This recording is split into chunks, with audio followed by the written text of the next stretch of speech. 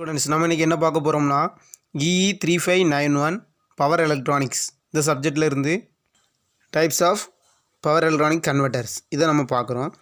First யூனிட்டில் இதான் ஒரு பேசிக் கான்செப்ட். என்னென்ன பவர் எலக்ட்ரானிக்ஸில் கன்வெர்ட்டர் இருக்குது, என்னென்ன எத்தனை டைப் ஆஃப் கன்வெர்ட்டர் இருக்குது அப்படிங்கிறத பார்க்க போகிறோம். சரிங்களா, வாங்க. A power electronic system consists of one or more power electronics converters.